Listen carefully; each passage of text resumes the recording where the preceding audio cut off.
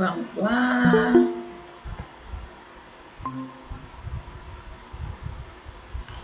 Oi, Jane, boa tarde. Boa tarde, professora. Tá me ouvindo direitinho? Tô ouvindo bem. Tá ótimo, tá ok. Boa tarde, Bom dia, Andréia. Ileana, boa tarde.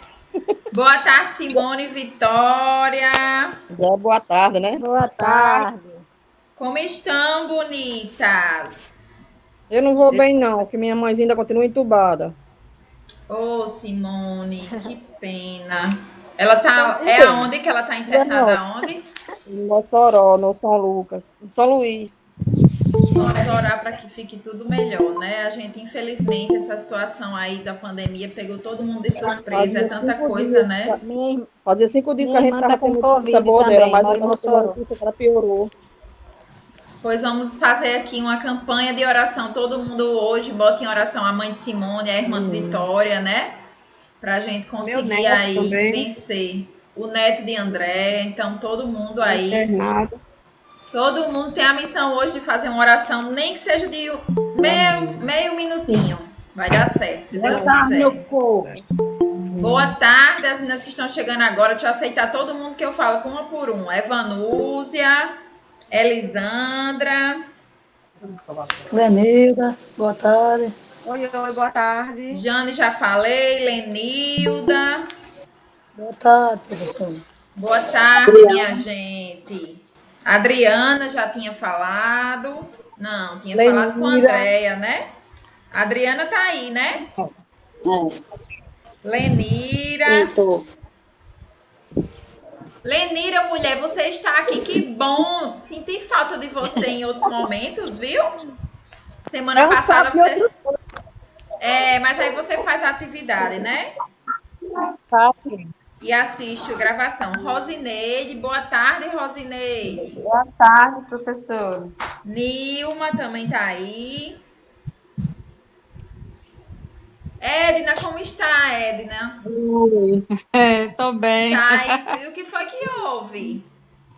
Uma porta que caiu em cima das minhas pernas. Ai, Jesus. Mas você Saiu tava fazendo rasgando. uma faxina, alguma coisa? Era? Ela caiu? Era. Menina, que porta danada. Não é fácil. E você, semana passada, tinha dito: eu tô fazendo um serviço aqui em casa, não foi? Exatamente. Ô, serviço danado, viu? É Mas de vai dar tempo, certo. já deu, não certo. É só a vida dizendo assim: olha, Edna, fique quietinha, eu quero que você fique quieta, pra você se aquietar um pouquinho. É Gente, então verdade. vamos lá. É, vamos começar hoje. Hoje a gente vai trabalhar muita coisa. Vamos falar sobre queimaduras, que é um tema bem importante, um tema em que a gente vê muita relevância aí no nosso dia a dia. Todo mundo aqui já sofreu uma queimadura, já precisou de algum cuidado, né? E sabe que é um tema importante quando se trata de um idoso, de uma criança e até de nós adultos mesmos que precisamos lidar com isso. Vocês estão me ouvindo bem direitinho, tá bom? O áudio ou Sim, tá tá ótimo o áudio. Sim, estou ouvindo. pronto? Sim, eu tô. Boa tarde, Josenilda. Boa tarde para todos. Como está, mulher? Semana passada você estava muito Bem, graças calada, a viu? Deus. Hã? Semana passada você estava muito calada. Oi, Dayana, boa tarde. Dayana, boa tarde, Dayana. Seja bem-vinda. Muito feliz que você está aqui. Gente, então vamos lá, né? Chegou agora. É, Evanúzia disse que hoje. Boa tarde, Dai. Elisandra. Oi, boa tarde, Dayana. Seja Boa, bem-vinda. boa tarde, dona. Gente, então vamos aí retomar nossa semana, Vou né? assistir aula que eu vou Elisandra comendo, tá que eu aí nem no vi pedaço trabalho, ainda. mas vai participar também, né? Muito bem, vai dar certo. Gente, seguinte, então a gente vai semana passada a gente conversou um pouquinho sobre algumas situações de primeiros socorros, né? Em que a gente vai precisar atuar, que a gente vai precisar estar à frente do paciente. Questão de queda, né? Questão de desmaio, de convulsão. Então, quem ainda não assistiu a aula, se por acaso alguém aqui faltou a aula passada, Eu faltei, né? Não tive tempo de assistir, mas eu vou assistir, porque eu comecei a trabalhar e ficou corrido demais para mim essa semana. Pronto, mas aí você dá uma assistidazinha. Vou dar uma olhada. Pode pular, às vezes o início é só mais eu falando, Mas eu alguns respondi a avisos. atividade baseada em algumas coisas que eu tinha noção, eu respondi. Pronto. Show de bola, mas não esqueça de assistir, porque aí a gente fundamenta o conhecimento através do vídeo, viu? É. Cleisiane, boa tarde, Cleisiane e Josmilza. Boa tarde. Boa tarde. Como estão, gatas? Estão Graças a bem? Deus, está tudo bem. Ô, bênção. Coisa boa. Pois pronto, então vamos lá. Então, semana passada a gente falou um pouquinho sobre algumas situações de primeiro socorro, situações em que o paciente, né, sofre um desmaio, uma convulsão, como agir nessas situações. O material de vocês, ele tá bem bacana, tá bem direcionado para o que fazer, né? Porque aqui na aula a gente fez uma discussão das causas da convulsão, das causas do desmaio. Por isso que eu digo, quem não teve tanto tempo de ver, vê novamente, ou quem acha que na aula precisava ter visto mais um pouquinho, ficou com alguma dúvida, rever a aula para a gente ficar com esse conhecimento aí bem organizadinho.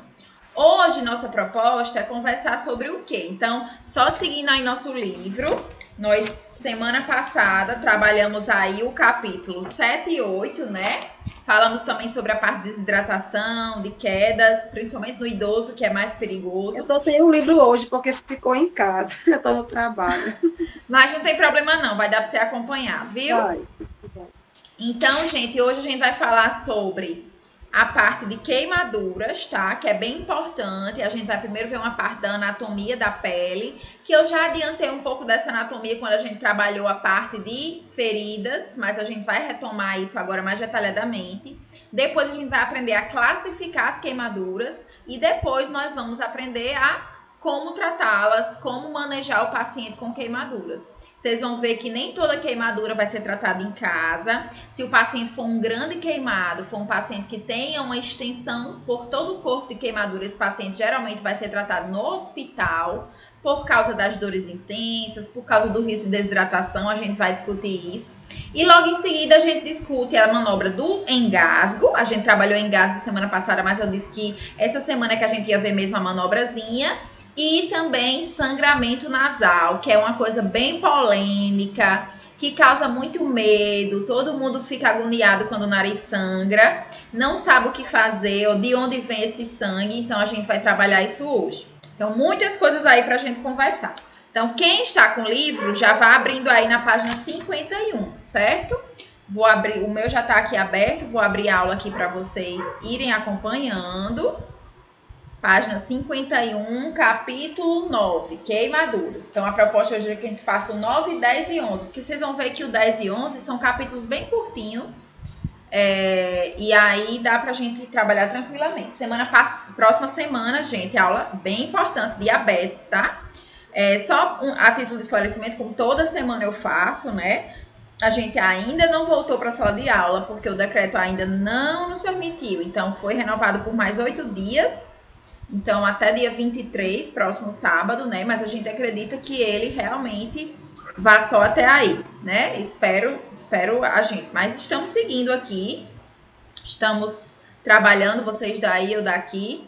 Tem um lado positivo dessa parte, porque, por exemplo, acontece um acidente desse, algum problema, a gente conseguir acompanhar, né? Ficar em 2 cantos ao mesmo tempo é algo que só a tecnologia nos permite. Não tem como, mas eu sei que o aproveitamento de vocês gostam de estarem juntos para convivência. Se Deus quiser, em breve estaremos sim. Então eu vou projetar aqui. Gente, vou deixar o microfone de vocês desligado, mas aí vocês já sabem como funciona, né? Qualquer coisinha, vocês já ligam o microfone e já podem falar. Eu deixo só no mudo para não ficar atrapalhando aqui os outros colegas.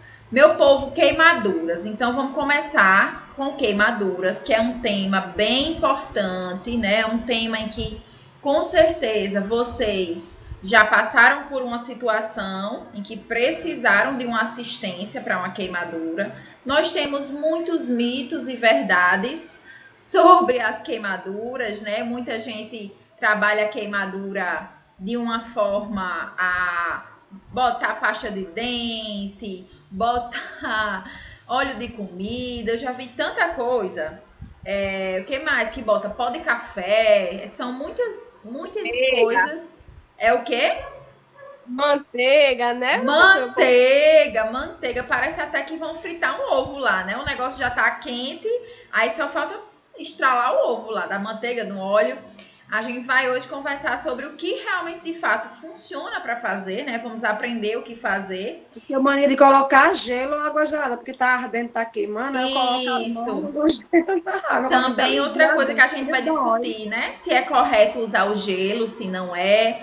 A gente vai conversar sobre isso. Mas antes de entrar na parte de queimaduras, eu queria só mostrar uma parte aqui da anatomia da pele para vocês. Porque para a gente classificar as queimaduras, a gente vai precisar entender, né, a pele de maneira geral. A pele, gente, nada mais é... Eu depois vou mandar a foto desse slide aqui para vocês. A pele nada mais é do que um órgão, tá? Antigamente, ela não era considerada um órgão, ela era considerada apenas uma superfície. Então, quando a gente falava de pele, a gente não considerava a pele como órgão, a gente considerava ela apenas como uma superfície. Mas hoje a pele ela já é encarada como um órgão por tantas funções que ela consegue desempenhar. É maior, né, professora? É o órgão maior do corpo. Né? Isso. Então, hoje a gente considera a pele como o maior órgão do corpo humano. Porque, de fato, ela está em toda a cobertura do nosso corpo, desde a cabeça até os pés. E ela se divide, ou seja, camadas, ela é disposta, organizada em camadas, minha gente. Então, quando a gente pega assim nosso couro, né, que a gente sente assim nossa pele, se a gente pudesse olhar microscopicamente, fazer uma divisão olhando, né, com o microscópio, a gente conseguiria ver que ela é dividida em 3 camadas. Então, a gente fala, veja aí, questão do microfone, alguém com o microfonezinho ligado. Pronto, já mutou. Ela é dividida em 3 camadas, minha gente. A camada mais superficial, essa que vocês podem tocar e a pele de vocês, que é a epiderme, certo? Então, é uma camada bem superficial, mas muito importante, porque é a principal camada de barreira, de proteção. Então, ela impede que outros organismos penetrem na nossa pele, ela impede que a nossa pele seja contaminada por dentro, né? Então, é como se fosse uma capa plástica, uma superfície de proteção. Nós temos a derme, ó, que é essa região... Uma das funções da pele, né? Proteção, né? Proteção, uma das funções, exatamente, Elisandra. Então, ó, a derme, gente, é essa camada intermediária, e essa camada intermediária, ela vai ter o papel importantíssimo. É nela que a gente tem a grande quantidade de água que a pele armazena. Então, a grande quantidade de água que a pele armazena, ela vai estar aqui na derme. Os vasos sanguíneos, nós também temos vasos sanguíneos aqui na derme, vejam, né? É nela que nós temos, ó, a saída aí do bulbo piloso do pelo, e ela é extremamente vascularizada, então ela irriga a epiderme. É através dela que chega sangue na superfície, que chega oxigênio, que chega nutriente na superfície da nossa pele. E a terceira camada, que é a camada mais interna, aí nós vamos ter, ó, a passagem de nervos por ela, e não só de nervos, também vários grupos sanguíneos, vários vasos tá sanguíneos. bem baixinho. Tá baixo aí para todo mundo? Ou é só para Simone? Pra mim tá Não, bom. não tá ouvindo, não, tá bem longe. Eu tô ouvindo tudo, Pra mim tá bom Olhando. também. Quem é que não tá ouvindo? É Lenira, é? Lenilda? Lenilda, você tem algum fone aí? Porque o áudio tá no máximo aqui que eu tô. E tá todo mundo dizendo que tá conseguindo escutar. Eu tô sem um fone, que eu não tô em casa, eu tô no trabalho. Tente aumentar seu som. Aumentei, tá no último volume. Tá, então eu tô O falando que aqui foi, tava bem... bom, mas depois... Eu tô falando bem pertinho aqui do microfone para tentar fazer o mais alto possível, certo? Vou tentar falar um pouquinho mais alto, tá certo? Não tem problema no telefone dela. Porque a mulher tá falando muito bem, obrigado. Porque eu acho que é o telefone dela que tá um pouquinho baixo, exatamente. Então vamos lá. Qualquer coisa eu falo um pouquinho Tô mais bem- alto para dar. Tô bem alto. Pronto, já Ilana? deve. Oi. Pois volta. Oi, Edna. Pode falar. Ilana?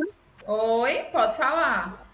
Esse acidente que houve, a minha houve uma queimadura de 2º grau, a derme e epiderme, a minha. E saiu, a porta ela saiu rasgando na perna, do joelho ao pé. Ai, meu Deus. Foi uma dor que eu quase desmaiei. Menina, e queimou com o quê? Foi que a porta saiu rasgando na Então foi perna. uma ferida, né? Um ferimento. Um ferimento debaixo do joelho até o pé. Foi profundo, mas levou ponto? Precisou levar Não, ponto? não, Não, né? levou não. Não, mas com o Só. tempo, antes de ontem, o pé começou a inchar, sabe? Sim, Aí sim. ficou feito uma bola. Aí ontem eu fui para o médico, ele tinha passado até uma medicação, aí Uhum. infeccionou. Sim, Aí sim. ontem eu fui ao médico, aí ele fez o curativo e passou outra medicação, antibiótico. Agora vai melhorar mais, né, com antibiótico. É porque quando infecciona realmente, menina, vai bactéria, só antibiótico mesmo para dar conta, né? E a gente vai ver que as queimaduras, gente, também podem ser infeccionadas, tá? Então, também uma das grandes complicações das queimaduras é ser infeccionada. Porque fica aberto, né? E como um ferimento qualquer pode se contaminar. Então, voltando para o que eu estava falando, a terceira camada da pele é esse tecido subcutâneo, tá? Que é esse tecido mais gorduroso. Vejam, essa parte amarelinha aqui é representando gordura, tá? Então é uma massa de gordura, um tecido de gordura, obviamente que é mais cheinho, tem mais tecido subcutâneo, né? E qual é o papel dessa gordura depositada na pele? A gordura ela age como isolante térmico, um isolante de temperatura. Então ela também ajuda que a gente sinta menos frio. Então a pele também tem essa função de proteger a gente contra a temperatura do ambiente, né? Impedir que a gente baixe muito a temperatura se estiver num ambiente muito frio, justamente pela presença dessa terceira camada, que é o tecido subcutâneo. Então vejam aqui anatomicamente como a pele ela está dividida nessas 3 camadinhas aí. E aí, um resumo geral das funções da pele, né? É um órgão impermeável, então ele não deixa passar substâncias, resistente e flexível. Maior órgão do corpo humano, como a gente já tinha conversado agora há pouco. Professora? Oi. Evanúzia. Pode falar, Evanúzia. Professora, infelizmente vou ter que sair da aula, tá bom? Foi que houve? Aconteceu algo agora, recebi uma notícia Tá. entre um ente da família. E aí eu Tá vou ter que sair da sala, tá bom? Tá bom, querida. Eu espero que fique tudo bem, tá certo? Certo. Qualquer Obrigada. coisa você fala comigo no privado, mas aí depois você, para não perder o conteúdo, a presença sua eu já coloquei, tá certo? Não se preocupe. Mas para você não perder o conteúdo, você assista o vídeo depois, tá certo? Para você ver o que é que a gente discutiu aqui, tá bem? Certo, obrigada, professora. Que fique tudo bem, vá em paz, vá com Deus. Tchau. Obrigada. Tchau. Então, gente, quanto à questão das funções, né?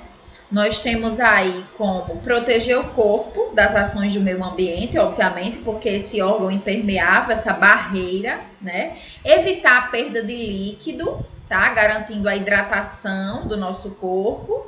E também a pele, ela evita que a gente perca líquido para o ambiente, produzindo gordura, sebo. A nossa pele, ela produz sebo, ela produz, né? Uma gordurinha que é o que faz a gente deixar a pele mais oleosa através das glândulas sebáceas. E esse óleo que nossa pele produz impede que a água seja perdida no nosso corpo, porque óleo e água não se misturam. Então, quando essa secreção sebácea, esse sebo, esse óleo é produzido na pele, ele deixa como se ele criasse uma capa impermeável nessa pele, impedindo a água que está lá dentro de sair. E aí a água fica lá dentro do organismo. Então, veja que interessante, né? Às vezes a gente reclama, claro, tem pessoas que têm a produção em excesso dessas glândulas sebáceas e produz mais sebo que o normal, principalmente no rosto, né? Aí vem mais espinha, mais acne, né? Essas glândulazinhas, elas trabalham também mais intensamente na fase da adolescência, através da ação hormonal. Então, é muito comum os adolescentes também terem mais acne, mais espinha, né? Então, vejam, até nisso a pele responde, até a ação dos hormônios. Mas esse é um lado positivo. Se não for produzido em excesso, essa produção de sebo das glândulas sebáceas é para fazer o quê? É justamente para proteger a gente contra a desidratação, para proteger a nossa pele de perda de água. Como é? É a proteção, né? Exatamente. Uma proteção. Então, não achem ruim o sebozinho da pele, não. Josineide Galdino, boa tarde. Boa tarde. Querida, nós estamos aí na página 51 falando sobre a pele. Vamos iniciar a conversa sobre queimaduras. Nossa aula sobre queimaduras, viu? Certo. Obrigada, professora. Vou pegar Tudo aqui. Tudo bem por aí, né? Graças a Deus. Tudo, graças a Deus. Coisa boa. Pois tá bom. Vá acompanhando aí. Tá. Então, gente, justamente voltando ao assunto, a gente tem aí essa barreira para evitar a gente desidratar, perder líquido, a pele funciona como essa barreira. Evita a entrada de substâncias ruins no organismo, por ser impermeável, ela não permite, né? A não ser que tenha um corte, e daí o risco de infecção, porque quando nossa pele ela é cortada ou queimada, e as camadas elas são destruídas, a gente está abrindo o organismo para a entrada de substâncias, de bactérias, né? Que possam causar algum tipo de infecção. Por isso que a barreira da pele ela é tão importante para evitar com que a gente se contamine, né? Então, quanto mais nossa pele ela for íntegra, sem lesões, mais a proteção contra micro-organismos. Regula a temperatura do corpo, principalmente através daquela massa de gordura da terceira camada, como eu disse. Então, impede, né, que a gente tenha situações de variação da temperatura e sinta muito frio, tá? É um mecanismo de defesa também do nosso corpo. E garante a sensibilidade através dos nervos. Pela pele ser inervada, é através dela que a gente sente o toque, o abraço, o beijo, o carinho, né? Então, tem isso também de importante. E agora, gente, a gente vai ver situações em que essa pele ela é destruída. Então, nas queimaduras, como também nas feridas, a gente teve uma aula aí de feridas, né? Onde vocês viram que a gente classificou através das camadas da pele. Nas queimaduras é muito parecido, então vocês não vão ter tanta dificuldade para saber classificar as queimaduras. Como lá, aqui também a gente vai classificar a agressão a essa pele através da destruição das camadas. Então, a partir da camada que é atingida, a gente classifica essa queimadura, tá? Então, aqui só relembrando o que a gente acabou de ver, certo? E, obviamente, o principal dano, a principal consequência da queimadura é o comprometimento da integridade da pele. Nós podemos ter queimaduras de baixo, né, impacto, em que vão apenas causar algo local. Eu estou, inclusive, com umas aqui, final de semana passada, eu fui inventar de fritar pastel, sem ter o que fazer, né? Aí, comprei aquelas massas e fui fritar. Menina, o óleo bateu aqui no meu braço, tô pequenininho, vou mostrar já para vocês, mas elas até foram de 2º grau, vocês vão ver, ela fez bolha mesmo, só que a bolinha ela já estourou. Mas a gente pode ter queimaduras assim simples do dia a dia, mas podemos também ter pessoas grandes queimadas, né? Vítima de um choque elétrico, o choque elétrico ela pode disparar corrente elétrica no corpo e causar uma queimadura extensa. Vítimas de incêndio, certo? Vítimas de algum acidente doméstico, de curto-circuito, de algo desse tipo, né? Então, tudo isso, gente, pode causar um comprometimento não apenas de uma regiãozinha, não, da pele, mas sim, às vezes, de 50% do corpo, de 70% do corpo, e aí o comprometimento é grave. O paciente vai ter que tratar internado. Primeiro, então, vamos entender como é que uma queimadura ela pode ser provocada, certo? Então, quanto à questão das classificações da queimadura, a gente só associa mais queimadura a fogo, né? Então, quando a gente pensa em queimadura, a gente já pensa no fogo, já pensa no quente. O que pode me queimar é algo quente. Mas, obviamente, nós temos outras formas de provocar queimaduras. Inclusive, se falando, né, de temperatura, não apenas a temperatura muito alta, ou seja, algo quente pode queimar. Algo muito frio também pode queimar, né? Alguém ouviu já falar da queimadura de gelo? Já, é tanto que tem que colocar o gelo num paninho antes de colocar na pele. Isso, e aí, acho que foi você, né, Lisandra, que estava dizendo que tem costume de coloco colocar o dentro da gelo, água, né? direto. Pois é, isso às vezes Radiador. pode piorar a lesão, né? Então, a gente pode ter ali, aplicando diretamente no gelo, né? A gente pode ter a piora da dor, certo? A piora da lesão, a piora da situação. Desculpa, da dor não. A dor parece que está sendo aliviada, mas na verdade a lesão ela está sendo piorada. Então, quando a gente tira da água, dói mais ainda. Quando tira da água gelada, dói mais ainda. Exatamente. Então, a gente vai já conversar sobre isso, né? O que fazer, na verdade. A água que a gente deve utilizar, de preferência, que seja em temperatura mesmo que ela sai da torneira, né? Não tão gelada ou com gelo. A gente pode até usar uma água mais fria, mais gelada, mas congelada com gelo nunca, porque justamente o contrário também queima. Então, não é apenas a temperatura muito alta, mas também a temperatura muito baixa. Inclusive, gente, nesses países que nevam, né, nesses locais que tem aí muita temperatura baixa, a gente tem queimaduras lá no lábio, o lábio resseca, racha, justamente porque a baixa de temperatura também agride a pele. Ok, mas a gente viu, realmente isso aí é bem óbvio, a maioria de vocês conhecem queimaduras baseadas na temperatura, mas a gente também pode ter queimaduras sendo provocadas por substâncias químicas, tá? Então, os ácidos de maneira geral, até o ácido do limão, né? Quem tem mais fotossensibilidade, se for para o sol com o limão, com a mão... Já queimei minha mão com ácido do limão, fazendo caipirinha, aí não lavei a mão, fui para o sol, minha mão ficou preta. Preta, exatamente. Eu fiz com meu filho, ele ficou todo queimado de limão. Pois é. A gente acha que não queima, mas queima mesmo. Todo o ácido... mancha preta. Isso, fica a mancha preta. O ácido, quando ele bate na pele, ele abre, né, aquela barreira de proteção. E aí, se você se expõe à luz, ao sol, aí ele cora, ele queima mesmo. Então, fica as manchas pretas mesmo. E às vezes é até difícil de sair a mancha, né? Não sai tão. Não é uma queimadura que dói. Geralmente a gente não sente tanta dor no momento, mas queima a pele, faz com que ela mude de coloração, né? Mas não só o limão, né, gente? Aqui, quem tem mais sensibilidade, até produtos de limpeza mesmo, a própria água sanitária, o amônia, né? Produtos para clarear os dentes, cloro de piscina. O pessoal que trabalha na mecânica, com bateria de carro, tem um ácido da bateria que ele é bastante corrosivo.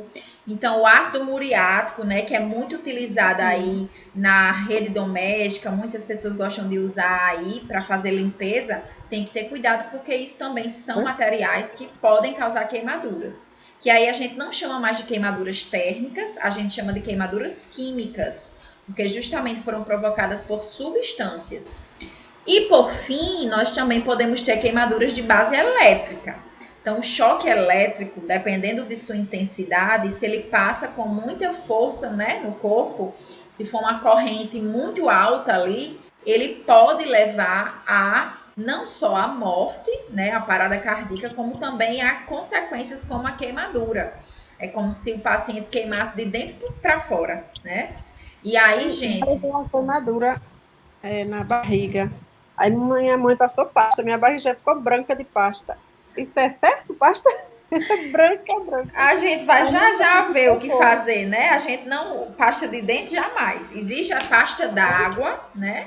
Que aí é uma pastazinha apropriada à base de água que a gente pode utilizar, mas só o que acontece, mulher? Ave Maria, eu mesma quantas vezes já botei, né? Minha mãe também fazia muito isso. Vai botar pasta de dente. Eu corria, botava pasta de dente. Mas botava. Né? É desse jeito. Disse que não doía muito e não pipocava, só que pipocou minha barriga todinha. Foi Pipoca, com leite quente. Sim, com certeza. Então, gente, beleza. Aqui a gente viu a questão de como pode ser provocada e agora a gente vai aprender a classificar, tá? Então, as queimaduras, elas são classificadas em primeiro, segundo e terceiro grau. Então, eu disse para vocês que era bem parecido lá com a questão das feridas. Só que ferida a gente evita usar grau, lá a gente usa mais estágio, né? o estágio de profundidade. Mas, obviamente, aqui vocês percebem que a gente não tem aí a classificação até o 4º grau. Como é? O sol, né? O sol também queima. Eu vi agora a marca do biquíni da moça e me lembrei do sol. Sim, o sol queima, a gente vai já falar dele. Ele é um dos grandes queimadores aí da nossa vida. E a gente nem percebe, principalmente onde moramos, né? Então, gente, ó, vejam que é bem parecido, só que aqui só vai até o 3º grau, lá e até o 4º estágio, né? Então, bora lá. Vamos começar pelo 1º grau. Então, queimaduras de 1º grau, que são? Justamente são as queimaduras solares. O grande exemplo das queimaduras de 1º grau são as queimaduras solares. Aí, todo mundo aqui já foi pra praia, pegou um bronze daqueles que ficou igual essa menina aí, ou pior, né? Principalmente principalmente quem infelizmente não tem tanta melanina, né? Tem gente que é mais privilegiada, é mais morena, tem mais melanina e tem mais proteção da pele. Mas quem é muito branco, que tem pouca melanina, fica muito suscetível a isso aí. O que acontece? O sol, ele ativa, né, a ação de melanócitos, de algumas células da pele que fazem a pele ela mudar de coloração. Só que chega um ponto que a grande irradiação ela não apenas causa a mudança da coloração, mas também começa a agredir. De tão forte que está, ela começa a agredir essas células. E aí essas células elas podem sofrer mutações, né? E aí a consequência a longo prazo é câncer de pele. Então, queimaduras de 1º grau são queimaduras que aparentemente não tem tanta complicação, mas que podem sim, principalmente aqui falando exclusivamente da queimadura do sol, né? As pessoas que gostam aí do bronze da laje, que vão aí para essas casas de bronzeamento, bota aquele biquíni de fita, né? Licença, professora. Pode falar. Eu fui para casa de bronze. Eita, passei muito danada. tempo no sol. Queimou mesmo, ficou cheio de bolha a minha pele. Meu Queimou, parecia Deus. uma queimadura mesmo. Parecia não, foi uma queimadura, né? Foi. Nunca mais eu inventei de ir, professora. Nunca mais na minha vida. Pois é. Eu Tá sei com que 2 anos, eu sofri, viu? Gastei muito dinheiro com pasta d'água, com pomada, com medicação. Não, é desse jeito, é desse jeito. Olha, gente, o que teve de aumento de casos de pessoas com essa situação não foi brincadeira nos últimos anos, porque o bronzeamento, ele meio que saiu de moda e voltou com tudo, né? Depois de agora, há 4 anos atrás, voltou com tudo. O que acontece? Nessas casas de bronzeamento, são passadas loções no corpo com várias substâncias que aumentam a coloração da pele, às vezes botam ali Coca-Cola, coloral, óleos, né? Mas muitas substâncias que não são apropriadas, parafina, e tudo isso, gente, é como se abrisse a barreira da pele para a entrada daquela radiação. E essa radiação, ela pode lesionar a pele irreversivelmente. A gente sempre diz assim, olha, a queimadura do sol, todo o sol que você já levou na vida, ele nunca vai sair da sua pele, ele sempre vai ficar aí. E vai se acumulando, se acumulando. Então, principalmente quem tem mais a pele mais branca é que tem que evitar essa exposição, porque esse dano que é causado, ó, como tá aí na primeira foto, é um dano que pode melhorar, obviamente, com hidratação, né? Cuidar daquela pele ali, vai arder, vai doer, ainda não tem a formação de bolha quando é de 1º grau. Para você ver, Josenildo falou aí, no caso dela, a queimadura dela já foi mais grave, porque ela teve de 2º grau, teve formação de bolha, então já foi mais intensa ainda. Mas geralmente a de 1º grau, a gente bota o exemplo aqui de queimadura do sol, porque é mais difícil de formar bolha, né? Mas a queimadura de 1º grau, ela tem essa característica de deixar esse abrasão, esse avermelhado. Pode ser a queimadura do sol, mas também pode ser uma queimadura encostando numa panela, encostando em uma substância quente, num cano de moto, que aí encostou, tá doendo, tá vermelho, mas não forma bolha. Quando tem formação de bolha, a gente diz que já é de 2º grau, porque o 1º grau é apenas o abrasão, o avermelhado, que é justamente porque atinge apenas a primeira camada da pele, que é a epiderme. Quando essa queimadura, essa lesão, ela é mais agressiva, mais profunda, que chega até a epiderme e derme, aí é que nós vamos ter a formação das bolhas. Então, vejam, ó, essa situação aqui. Sempre que formar bolha, a gente tem a certeza que essa queimadura é de segundo grau, porque atinge essa segunda camada da pele, ó. Atinge a primeira e atinge a segunda. Lembra que eu falei para vocês que é exatamente na epiderme que a gente tem a guardada a água da pele? Uhum. Sim, Quando lembro. a queimadura chega na derme, desculpa, na derme, né? Se eu falei epiderme, não, é na derme que está guardada a água. Quando essa queimadura atinge a epiderme, que chega na derme, essa água ela vai querer sair, justamente porque tem uma lesão ali, abriu, é como se eu estivesse abrindo a derme. E justamente de onde vem essa água que fica dentro da bolha? É da derme. Então, por isso que as queimaduras de segundo grau, elas são bolhosas. E isso significa que a queimadura ela foi mais profunda. A queimadura ela atingiu uma camada da pele mais interna.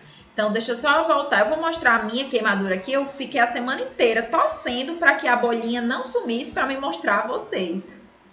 Masoquista, né? Mas o que um professor não faz. Mas, infelizmente, ela secou.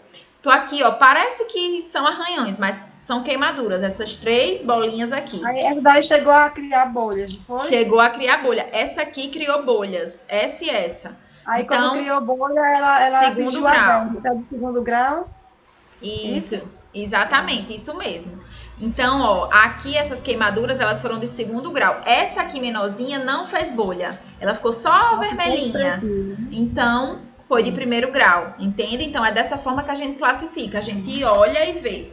Se tiver a formação de uma bolha, vou falar. Calma. Mais profunda? É, mais profunda, exatamente. Então, a diferença primeira é entre primeiro e segundo. A primeira é bem superficial, vai ficar só vermelhinho, irritado, né? Pode ficar depois meio preto, mas não formar bolha. A de segundo grau vai formar bolha. Depois a bolha ela pode estourar e pode ficar igual isso aqui, ó. Ficou uma ferida, né? Estourou e ficou uma ferida, mas ela vai ter a formação de bolha. Atenção, nem sempre a bolha vai aparecer no momento, tá? Às vezes queimou, a bolha já enche imediatamente. Às vezes a bolha vai aparecer no outro dia ou depois de 2 dias. Depois foi o que aconteceu comigo. Depois. Exato. Até hoje eu tenho uma cicatriz no peito e na barriga. Pois é, para você ver, né? Foi para ficar bonita. A gente, né, faz qualquer coisa pela beleza e é bonito o bronze, gente. Eu não acho feio, eu também acho bonito o bronze. Mas eu, muito branca como sou, né, eu não me exponho mais ao sol. Antes, eu na minha adolescência gostava de um bronze que era danado. Mas hoje em dia eu evito porque justamente a gente sabe que se tratando de queimadura do sol, tá, gente? Aqui eu tô falando da do sol, aumenta a chance de câncer de pele, né? As outras queimaduras sem ser do sol não tem relação, tá? Aqui eu tô falando do sol, porque quando o sol bate nessas célulazinhas que eu falei, ele consegue fazer a provocação de mutação nessas células, aí por isso que aumenta a chance de ter câncer de pele. E a de terceiro grau, gente? A de terceiro grau, ela é muito fácil de identificar, porque você vai ver uma cratera. Então, vou voltar aqui pro slide, pra vocês verem um slide maior. Oi! Se é recomendado a pessoa estourar as bolhas? Boa pergunta. O que é que vocês acham? Estoura ou não estoura? Eu acho que não. Não. Estoura não. Quando eu já estourei, mas porque dói pra caramba. Porque quando estoura, alivia. Arde quando estoura. Gente, esse é um assunto bem polêmico. Deixa eu voltar aqui. Olha, o que acontece? A bolha, ela forma um curativo biológico, tá? Lembrem que enquanto não tiver a abertura da pele, a pele tá fechada ali, íntegra. A formação da bolha é justamente essa água que tá lá na derme que tenta sair. Se ela sai, ela vai abrir uma lesão. E essa lesão vai aumentar o risco de micro-organismos entrarem. Então, a gente evita ao máximo que se estoure a bolha. Mas como o Josineide falou aí, não foi Josineide Galdino que falou, mas dói. Dói, realmente. A bolha, às vezes, a pessoa sente latejando, né? Então, o que é que a gente usa? A gente usa do bom senso. Às vezes, a queimadura é de tanta extensão e a bolha ela é tão grande, né? Tá tão tensa, tá incomodando ali tanto o paciente, que se a bolha estourar espontaneamente, o que é que a gente faz? Como é que a gente maneja? A gente deixa a pelezinha. Então, quando estoura, a aguinha vai sair, não é para arrancar aquela pele. Porque aquela pele vai grudar na pele de baixo que ainda não está cicatrizada, certo? E vai melhorar o processo de cicatrização. Então, proteger de bactéria. Isso, exatamente. Então, bolha, a gente estoura? Não, a gente não estoura. Mas se ela estourar sozinha, né? Porque às vezes acontece, bateu numa quina em algum canto, ou às vezes tá tão dolorida, tão cheia, que às vezes até o movimento do braço, dependendo do local da queimadura, ela mesmo estoura sozinha. Deixa aquela aguinha sair. Saindo a água, a gente preserva ou tenta preservar aquela pele que ficou ali por cima, a não ser que a pele já esteja necrosada. Porque principalmente quando é queimadura de moto, de cano de moto, queimaduras assim mais extensas, às vezes fica a pele, mas a pele ela já tá toda preta, né? Já tá necrosada. Aí quando é nesses estados a gente não mantém, mas se aquela bolinha... Licença, porque meu braço com pó de café, o braço quase todo. Aí eu ia fazer curativo no hospital, e minha mãe trabalhava fazendo os curativos, o médico arrancou, não sei se era o médico, a enfermeira arrancava a pele, arrancou a pele do meu braço ficou carne viva. Pois é, exatamente. A gente já evoluiu muito, né, com a questão dos curativos. Claro que, obviamente, antigamente, como era feito, não é como é hoje, né? Tudo vai mudando, às vezes vai melhorando. Tem pessoas que trabalham de um jeito, tem pessoas que trabalham de outro. Mas, de fato, se a gente tem a formação de bolha, né? A não ser que essa pele esteja necrosada, a gente evita estourar a bolha, tá? Então, não é para estourar a bolha. Dói mesmo, é dolorido. A gente só vai retirar essa pele. Bolha, e na outra já tinha estourado as bolhas. Acho que a última estourada foi o braço quase todo. O braço aqui até. E dói muito. Aí tirou aquela pele para fazer o curativo e passou onda e pomada e enrolou. Tem um bom tempo Sim. fazer uma pergunta a fazer. Pode falar, pode dizer. É o seguinte, eu tenho o meu filho. Que grau foi a minha queimadura? Segundo grau? Como é? Repita. No caso, a minha queimadura foi segundo grau, essa queimadura que eu lembro. Segundo grau. Segundo grau, exatamente. Diga, Josineide. É o seguinte, eu vivi isso com meu filho. Ele era um bebê de 5 meses para 6 meses. E uma pessoa estava pranchando meu cabelo e... Ai, você me disse isso já. Aí até hoje ele tem 8 anos, essa cicatriz da coxa dele nunca clareou. E nunca tirou a mancha, entendeu? Ficou uma mancha enorme na coxinha dele. Sim. E graças a Deus que foi na coxa, porque do jeito que ele se virou, eu estava de coxa, ele estava dormindo na cama, que minha sobrinha colocou, e a menina estava colocando a prancha por trás de mim, eu não vi. Então foi um acidente, que a menina descuidou, claro. E eu de coxa não sabia que ele tinha se virado para acontecer isso com o meu filho, entendeu? Claro, claro. Assim, eu passei um bom tempo traumatizada, sem nem querer pranchar os cabelos. Não, e a gente fica mesmo, né? Principalmente quando é com a criança, né? Que a gente fica muito sensibilizado, se sente culpada, né? A gente fica, ai meu Deus. Mas de fato foi um acidente, como você falou, você não teve culpa nenhuma. E aí os cuidados são tentar resgatar essa pele. A cicatriz, de fato, ela fica. Como foi com ele muito pequenininho e ainda ele tem 8 anos, a pele dele ainda vai esticar bastante, né? Ele ainda vai crescer bastante. Então, ela tende a melhorar durante o tempo. Ela tende a clarear, melhorar, mas de fato sempre vai ficar um resquício ali. Não é algo que vá sair 100%. Aí, né? Isso que é uma pergunta que eu tenho a fazer. Se isso acontece, o que faz? Porque meu irmão botou ele dentro da banheira na hora, entendeu? Sim, aí o seu ele irmão chorando muito. Certo? O seu irmão fez correto, né? A gente vai já aprender. Vocês ficam muito ansiosos para saber o que fazer. Mas eu vou já mostrar. Eu tô só introduzindo o assunto, mas o que a gente faz de fato. Esse assunto me toca muito, porque aconteceu com meu filho, né? É vida real, né? Perninha dele, é vida real. Toda vez que eu olho para a perninha dele, eu quero até me sentir culpada, entendeu? Sem eu ser culpada. Exatamente, mas não leva essa culpa, porque realmente você não tem, né? Coisas desse fato acontecem, a gente infelizmente está suscetível. Mas olha, Josineide, o que é que acontece?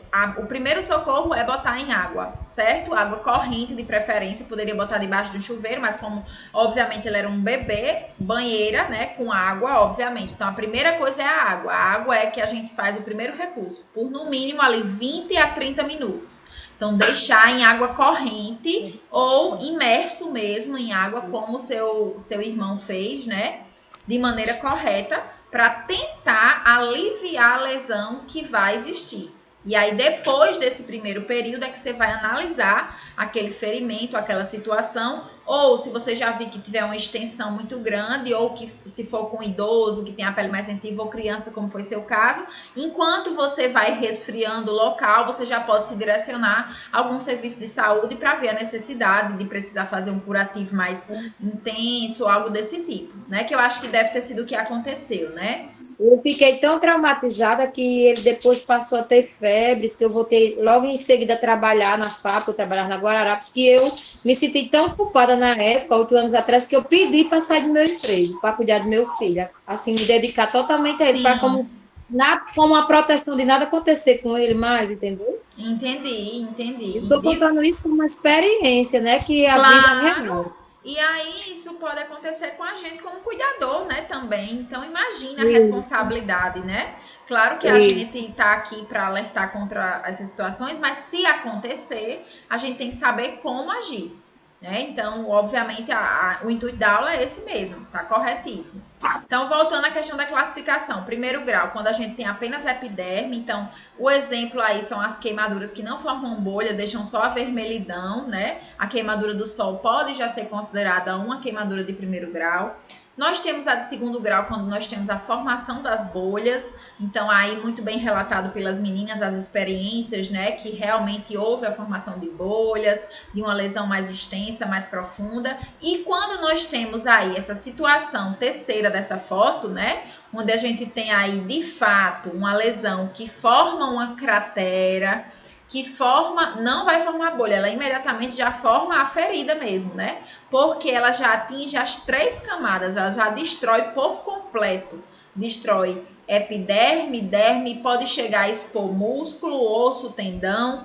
Então, ela realmente não é tão comum da gente encontrar, tá? Aqui, a maioria das queimaduras que a gente vai lidar no dia a dia são de segundo grau, com formação de bolha ou primeiro grau.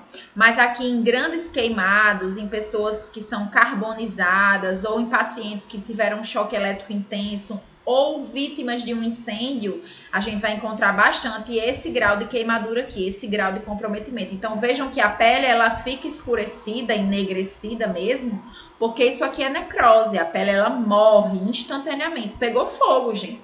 Igual carvão mesmo, né? Igual quando a gente queima a carne na panela. Oi? Eu posso mostrar o meu ferimento que eu abri agora, para você ver como é que tá? Às vezes está justamente assim. Vamos ver. Agora o seu não foi queimadura, né? O seu é uma lesão, um ferimento. Deixa eu botar aqui no seu. Deixa eu botar aqui você para mim conseguir ver. Vai lá, mostra aí para as meninas verem. Dá para ver? Dá para ver, tá com a gazezinha em cima, a gente tá vendo a gaze. É porque ela tá colada, ó. Sim. Suba mais a câmera pra gente ver. Tá vendo aí? Foi bem grande, né? Foi. Olha só o tamanho. Enorme, Edna. Sim, estamos vendo. Foi grande demais. Foi grande, sim. O que é esse ferimento? É diabetes, né? Não, é porque você entrou agora, Josineide. Ela teve um acidente com a porta, não foi, Edna, que caiu em cima? Foi uma porta que caiu na minha perna e saiu rasgando. De ponta a ponta. Meu Jesus do céu, tem misericórdia. Pois é, Edna, aí realmente a gente já tem um comprometimento aí das camadas da pele, né? Aí já é um segundo grau, uma lesão de segundo para até terceiro, certo? Então, já é uma lesão bem extensa mesmo, de fato. E aí é os cuidados, né? Se é rompida a barreira da pele, minha gente, como na situação de Edna, como na situação aqui dessas lesões, nós estamos desejando para você melhoras, Edna. Daiana botou melhoras, Edna. Todo mundo aqui tá torcendo por sua melhora. Já você tá boazinha, se Deus quiser. Então, gente, quando a gente tem um comprometimento da pele mais extenso, chegando a outras estruturas, se for a queimadura, é a de terceiro grau, certo? Isso aqui todo mundo entendeu, né? Sim, entendi. Beleza. Aí eu vou mostrar uma coisa para vocês, só que é uma coisa que muitos têm dúvida, tá? Só para vocês entenderem como é que a gente faz. Eu acho que vocês já viram quando vocês assistiram o noticiário ou algo do tipo, que geralmente eles dão, fulano teve 80% do corpo queimado, teve 50% do corpo queimado. Já viram, né? Já. Como é que a gente faz? Pronto, quem não viu é porque geralmente a gente classifica aí a porcentagem de quanto por cento do corpo queimado tem, tá? O livro de vocês, ele não traz isso aí, porque realmente quem utiliza mais é a equipe que vai atender esse paciente no pronto-socorro, mas só para vocês entenderem, eu gosto de trazer para vocês entenderem como a gente sabe a porcentagem, como é que a gente calcula a porcentagem de corpo queimado do paciente, tá? Então, a gente calcula através de uma regra que a gente chama regra dos 9, né? Essa regra dos 9 é chamada regra dos 9 porque cada parte do corpo ela é múltiplo de 9, né? Então, um grande queimado, onde o paciente, por exemplo, tem... Deixa eu ver aí, gente. Alguém tá com o microfone ligado. Deixa eu silenciar aqui. Pronto, deu certo. Então, quando a gente tá aí com a porcentagem do corpo queimada, a gente calcula da seguinte forma. Vamos supor, num grande queimado que tenha a região da cabeça, né? A região toda do tórax e abdômen e um dos braços queimados, né? Então, a gente calcula da seguinte forma. 9% da cabeça, mais 9 do tronco, né? Da parte do tórax, 9, 9, 18. Mais 9 da barriga, já temos aí 27% do corpo queimado, né? E se eu considerar a parte só da frente do braço, se o braço todo é 9, né? A parte da frente só do braço a gente considera como metade de 9, 4,5 mais ou menos. Então, a gente tem aí quase 30%, mais de 30% do corpo queimado. Então, é dessa forma que a gente faz. Para a criança varia um pouco, tá? A gente tem várias, classificações de acordo com o tamanhozinho da criança para a gente classificar. Isso só vale, gente, para uma queimadura que atinge muitas partes do corpo, tá? Para uma parte só do corpo, a gente não precisa saber da porcentagem, não. Mas quando chega um grande queimado, né? Um paciente que teve uma queimadura que pegou metade do corpo, ou grande parte do corpo, a gente faz essas classificações aqui. Eu vou mandar essas fotinhas só para vocês terem mesmo, tá? Mas vocês não precisam decorar isso aí, não. É só para vocês saberem como é que se calcula a porcentagem aí de queimados. Como é que a gente faz? Teve um primo meu que morreu queimado. Tinha 8 anos ele. Igual Olha bem. esse acidente que teve na Europa, né? Isso. Que teve uma mulher com 80% do corpo queimado. Exatamente. Então, pronto. Como é que soube? Morreu o pai e o filho. Foi? Eles chegaram a morrer? Foi, gente? Passou hoje no RM. Ai, meu Deus, que pena. No dia que aconteceu aquela explosão, eu tinha acordado, tinha acabado de ligar a televisão, era 6 e pouco, tinha acabado de acontecer. Mas no dia, não tinha morrido ninguém ainda. Então, quer dizer que, infelizmente, foram a óbito, né? Pois é, para vocês verem como a gente calcula. Então, como é que a pessoa diz, fulano teve 80% do corpo queimado? É porque calcula a partir dessa regrinha, tá? Então, toda a parte do corpo tem uma porcentagem, e aí, dependendo do local que for atingido, vai somando até chegar o valor aproximado. Claro que isso aqui é um valor aproximado, não é um valor bruto, né? A gente aproxima. Então, aqui é só vocês conhecerem como é que a gente faz, dependendo do tamanho da criança, para o adulto também varia um pouquinho. Depois eu mando essas fotos para vocês terem essa noção. E aí, se a gente diz que o paciente tem até 15% do corpo queimado, a gente diz que tem uma baixa gravidade. De 15% a 40%, uma média. E de alta gravidade, com muito risco de morte, é mais de 40% do corpo queimado, tá? E agora chegou a parte que vocês ficam ansiosos, né? O que fazer, então? Então, o que é que eu faço, professora? Eu já aprendi a classificar, mas agora eu quero saber o que é que eu vou fazer, né? Qual é o primeiro socorro para uma queimadura? Já adiantei algumas coisas aí, mas o que é que a gente precisa lembrar? Só um momentinho que está processando aqui. Tá rodando. Primeira coisa, só para a gente entender, é que, novamente, já disse várias vezes na aula de hoje, o grande prejuízo é a nível da questão do comprometimento da integridade da pele e de lesionar e de ter problemas em todas aquelas funções que a gente viu que a pele desempenha. Estão me ouvindo, gente? Travou aí para vocês também ou não? Sim, tá ok. Tá ouvindo, Não, tá ouvindo, né? Ótimo, tá bom. É porque deu uma travadinha aqui no slide, eu achei que vocês não estavam ouvindo. Pronto, mas já voltou ao normal. Então, se lesiona a integridade da pele, vai comprometer a imunidade, porque vai aumentar o risco de penetração de micro-organismos, vai comprometer a hidratação. Então, uma das grandes consequências é o paciente perder água para o ambiente, desidratar. Por isso que se a queimadura for de grande extensão, ele precisa ficar internado, tomando soro, se hidratando, porque ele está perdendo água constantemente pelos ferimentos. Então, por isso que o risco de desidratação ela é muito alto no paciente queimado. Então, o que é que a gente faz, né? Primeiro, tentar retirar a vítima, a pessoa, da fonte que está causando a queimadura. Principalmente aí, se for numa situação de um incêndio, né? De uma situação em que eu precise retirar aquela vítima daquela situação. Quando é uma queimadura localizada, né? Queimou ali por causa de uma panela, por causa que encostou num ferro quente. Obviamente você vai retirar o ferro, você vai retirar a panela ali, para não continuar queimando a pele do paciente, se ele mesmo já não tiver feito isso, né? E aí a primeira coisa é resfriar o local em água com abundância. Estou ouvindo, viu? Estou atendendo aqui assistente social do hospital. Certo, tá bom. Então, retirar a vítima desse local e resfriar o ambiente com água, gente. Água corrente.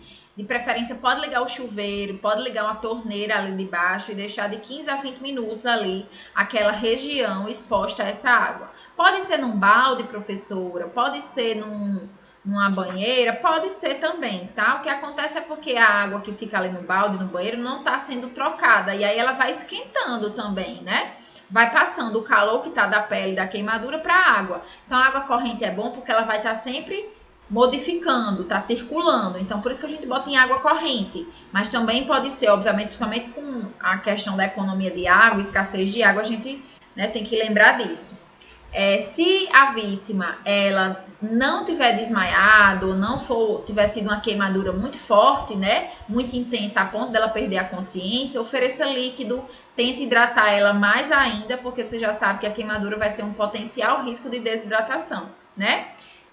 Dependendo da extensão da queimadura, se for uma queimadura de grande extensão, então tem muita parte do corpo queimado, você vai precisar levar esse paciente ao pronto-socorro, tá? Então, você vai precisar que ele tenha uma assistência médica, que ele consiga ser atendido até para ter um cuidado mais intenso. Então, você vai proteger o local atingido com o quê? Com qualquer coisa que você tenha. Você só não vai pregar tecido, nada seco ali, tá? Se você prega, principalmente se for uma queimadura que já seja assim, ó, 3º grau, que já tem a lesão, se você botar aqui em cima um lençol, se você botar em cima uma blusa, qualquer coisa, vai pregar. Aí, na hora de despregar, vai doer e vai causar outra lesão ainda.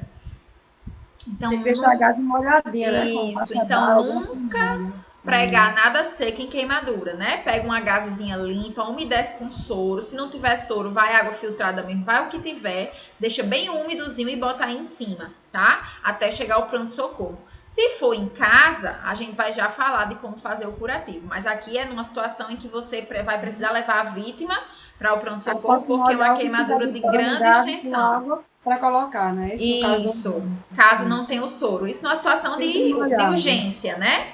De urgência, onde você não tenha nada ali, pode molhar e botar em cima e levar ao pronto-socorro. Se a pessoa tiver em chamas ainda, pegando fogo, claro que essa é uma situação hipotética, mas que pode acontecer, a gente não vai jogar nada em cima de água, né? De nada disso. A gente vai tentar abafar ou bater com um pano ali naquela região para cessar o fogo, né? Então, às vezes, o intuito do paciente que está sendo queimado é que alguém jogue água desse tipo. Mas, dependendo da substância que pegou fogo ali, tem algumas substâncias que, com a jogada de água, o fogo aumenta, ao invés de diminuir. Então, principalmente se for substâncias químicas, um acidente químico em algo com alguma indústria, a gente prefere utilizar aí um cobertor, alguma coisa para abafar o fogo, para conter esse fogo.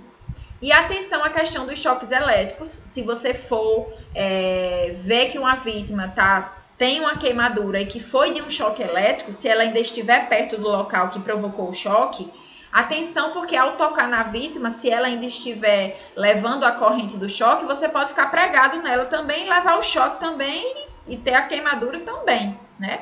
Então, se for em uma cena em que esteja acontecendo um choque elétrico, primeiro tente certificar que o paciente não está mais levando choque, que a rede elétrica já foi desligada, para não ter o risco de existir essas complicações e você virar uma vítima ao invés de estar ali ajudando aquele paciente. Claro, gente, que essas situações que eu estou comentando aqui não são rotineiras. Se for em casa, a gente pode desligar onde tem energia, né? Sim, né? A chave geral, que é o que a gente sempre Professora, pede. Oi?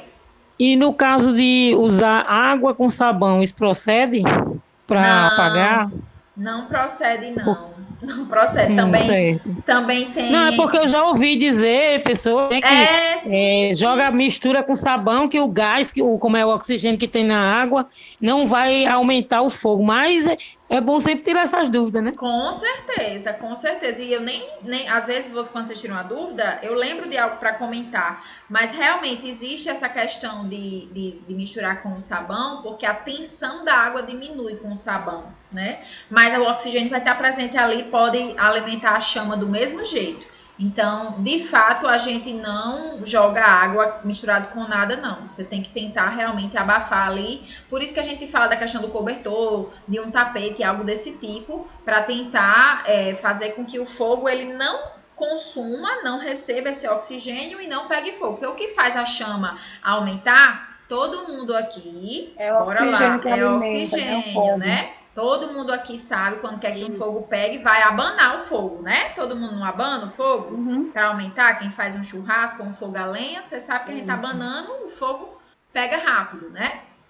Mesma coisa é aqui, né? Se o paciente sai correndo, vai piorar se ele tiver pegado em chamas, né? Se ele tiver lá com o corpo todo pegando fogo, não pode sair correndo. Apesar da dor ser lacinante, eu nem tenho noção, mas já tive a oportunidade de passar pelo setor de queimados do Valfredo e conviver com alguns pacientes que pegaram em fogo, né, que ficaram em chamas e realmente a dor o que eles relatam é que é a pior dor do mundo, né? Quando sobrevive, realmente é bem dolorido. Mas obviamente, gente, não é para tentar deixar o paciente de correr nem de jogar água, porque a água também tem oxigênio nela, né? H2O são dois hidrogênios e um oxigênio. Então, por isso que a água nem sempre ela é indicada para apagar a chama no corpo do indivíduo. O ideal é a gente tentar abafar aquele fogo mesmo, apesar de parecer que vai piorar, mas não piora. E o choque... Né, professora? Como é? Para abafar Pano seco mesmo, tá? Pano seco, porque o pano úmido vai ter água, né, também. Então, o pano seco mesmo, cobertor seco mesmo, certo? Então, gente, claro que aqui era uma situação, né, de mais gravidade, isso geralmente o cuidador não vai encontrar essa situação, mas você no seu dia a dia como pessoa pode encontrar, a gente tem que fazer isso aqui. Já nas principais situações do nosso dia a dia mesmo, que a gente vai encontrar são as queimaduras localizadas, são queimaduras que acontecem geralmente por acidentes domésticos, né, em casa, a criança ou o adulto, enfim, a gente todo mundo já sofreu uma queimadura, eu disse para vocês, semana passada eu sofri uma, né? O que é que a gente faz então? Quando são queimaduras localizadas, né? Queimaduras que não formam a cratera de início, que não são de terceiro grau, as de primeiro e segundo grau, a gente maneja em casa mesmo, tá? Então, a primeira coisa é colocar a parte do corpo que foi queimada em água corrente, né? Aqui eu botei a torneirazinha, mas pode ser debaixo do chuveiro, pode ser, enfim, onde você tiver. Como eu disse, até mesmo é válido colocar num balde, em uma bacia, para tentar resfriar o local. Novamente vou repetir, gelo, não aplica gelo, né? O gelo pode piorar a queimadura, porque gelo também queima. Então, o que a gente pode fazer é tentar utilizar uma água mais fria mesmo, tá? Não tão gelada também, porque às vezes a água tá tão gelada que faz também o papel de queimar, igual o gelo. Então, uma água mais para fria. Às vezes o local que você vai pegar água é um pouco quente, a gente sabe que às vezes algumas encanações de torneira ficam expostas ao sol e podem sair com água quente, né? Então a gente pode botar um pouco ali de água mais gelada só para resfriar a água. mas o ideal é não aplicar diretamente o gelo em si. E aí lembrar que a gente não coloca, né, pasta de dente, pó de café, óleo de comida, manteiga, nada disso funciona, tá? O que funciona é a água. Terminou de passar a água, né? O que é que a gente vai fazer? A gente pode ficar continuando a aplicação de compressas frias nessa região, tá? Então, a gente pode, às vezes vai doer, como a Elisandra disse, às vezes tira da água e vai doer. Não vai parar de doer, não. É uma coisa que vai arder, que vai incomodar, né?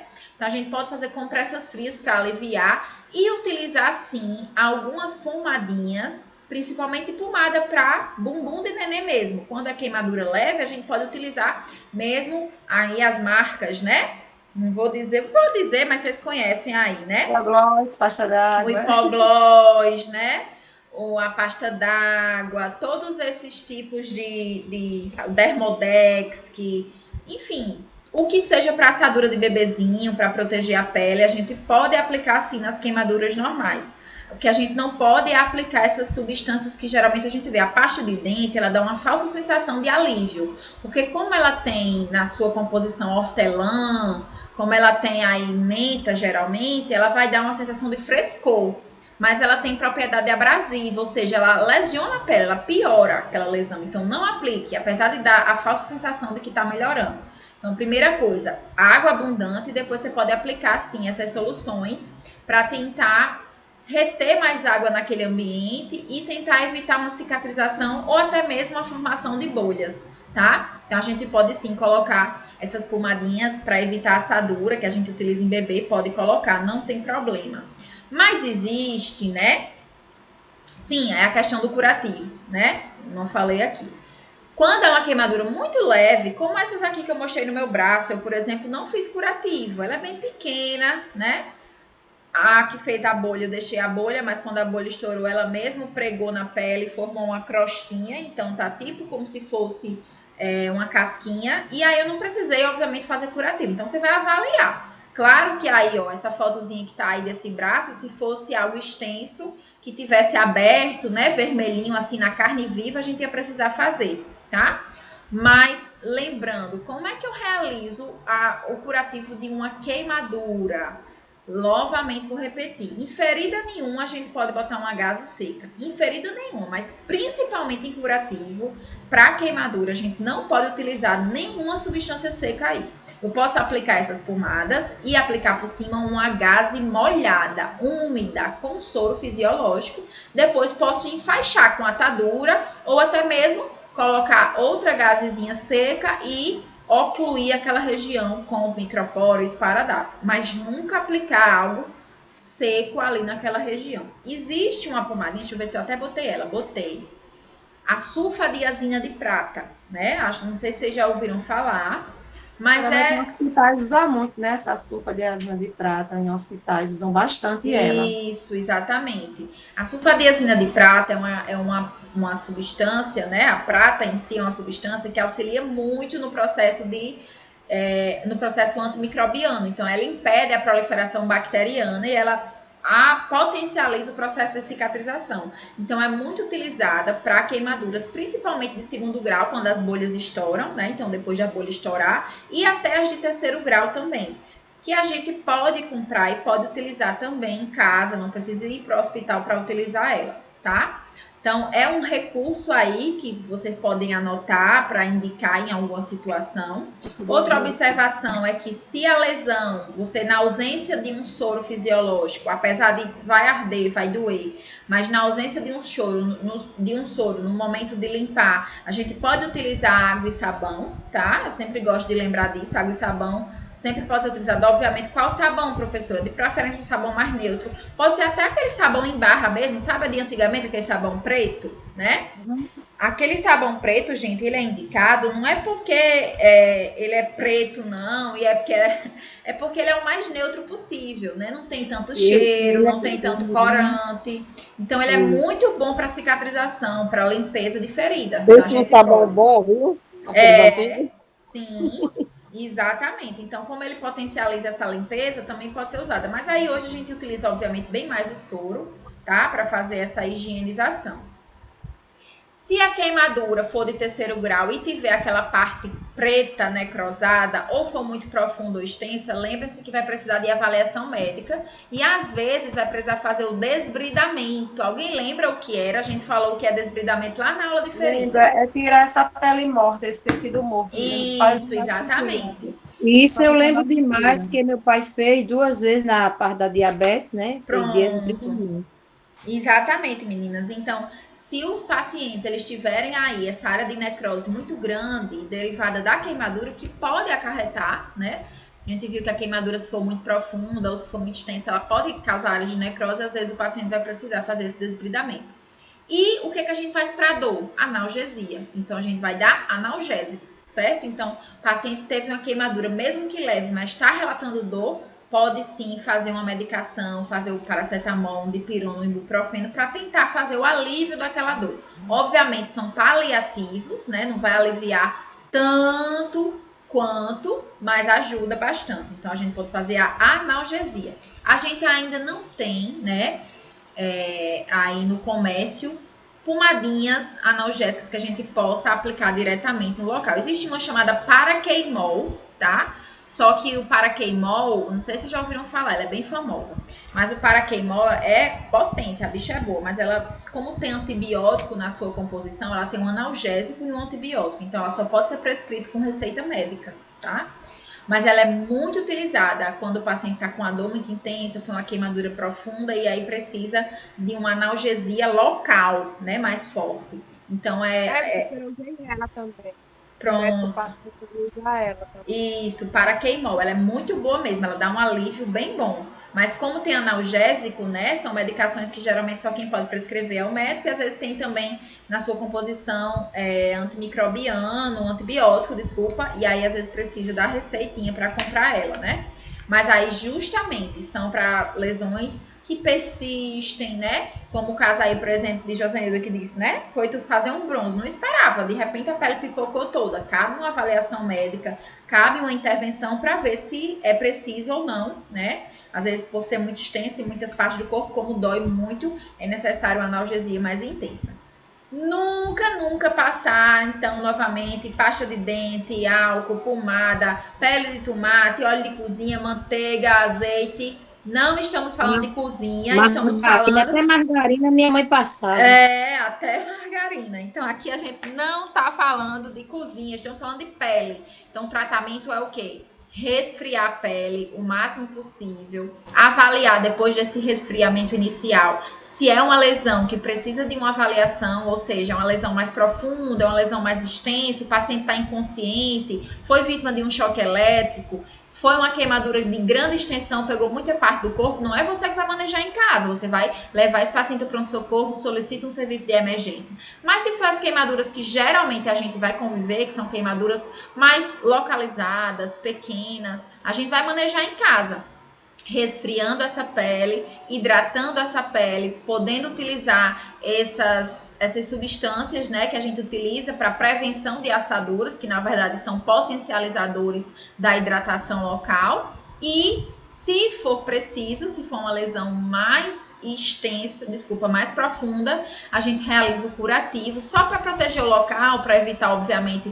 que fique aberto e tenha proliferação de micro-organismos ou que alguma mosca, algum inseto, algo pouse ali e possa contaminar a ferida. Curativo sempre úmido, nunca seco. Ficou claro, gente? Sim.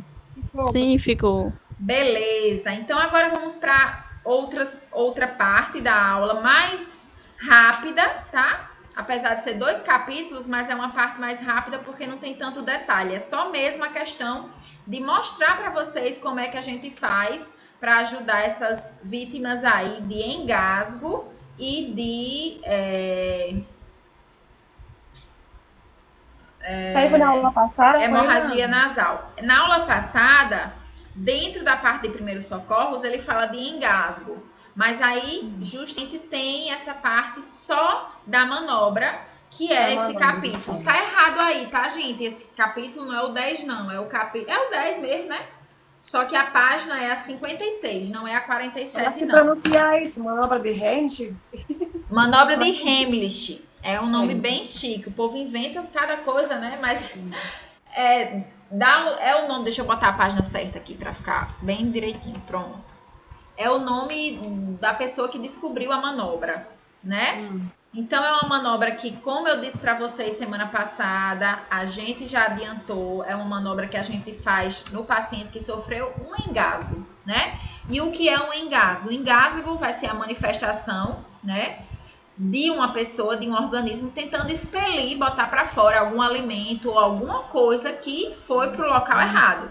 Então, que seguiu para o caminho errado. A gente vai lembrar isso aqui, ó. Essa é a via aérea, né? Então, a gente tem aí, ó, lá no nosso pescoço, passam 2 tubos de condução. Um deles, que é esse da frente, que parece uma mangueirinha, parece aqueles canuítes, é onde passa o ar. A gente viu isso lá na parte de ostomias. Eu dei bem detalhadinho para vocês. E por trás passa outra região que vai levar comida. Então, tem, quando vem comida, a portinha do ar fecha para a comida descer pelo buraco correto, pelo local correto, ó. Veja aqui, ó, essa foto, da segunda fotinha, estão vendo, ó, quando o paciente come, ó, tá vendo que fica fechada a epiglote para não passar? Conseguem visualizar isso, gente? Eu estou mostrando aqui. Fechado, então... Pronto, então, ó, quando o paciente engole, isso aqui é exatamente o que acontece. Quando a gente dá o goto, ó, fecha a epiglote e o alimento passa para o esôfago. Quando a gente respira, a portinha abre para justamente quem passar é o ar, para a parte da traqueia. Então, fica aí sempre dessa forma. O que é que acontece no engasgo? Esse alimento vai entrar pelo lado errado. Então, ao invés de ele descer no esôfago, ele vem parar aqui, ó, na região da laringe e vai para a traqueia. Vai para o ar. Então, o que é que causa o engasgo? É a chegada do alimento, ou da moeda, ou da biloca que aquela criança engoliu, para a laringe, chegando na via aérea. Quando chega lá, entope aqui. E o ar não consegue mais passar. E aí, justamente, vem os sintomas, a sensação de falta de ar. Então, o paciente bota a mão no pescoço, dizendo que está sem ar, né? Ou não consegue falar. Não consegue falar. A voz não sai. Exato, a voz não sai. Fica realmente roxinho, cansado. E se for o bebezinho, o bebê não vai conseguir botar a mão no pescoço nem falar, mas ele vai começar a ficar sufocado, você vai perceber. Ele vai tentar fazer um movimento de tosse. Mexer com a cabecinha. Né?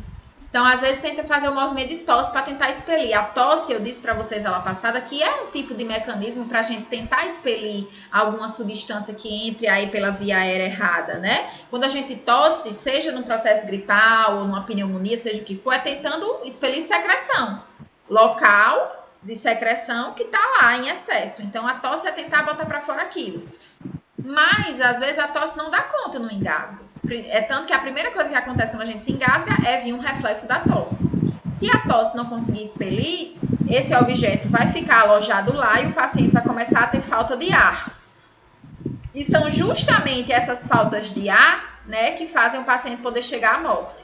Algumas coisas causam engasgo, tá? Então, tem pessoas que se engasgam mais porque tem refluxo, tem problema gástrico, né? Então, aí o refluxo pode causar mais engasgo.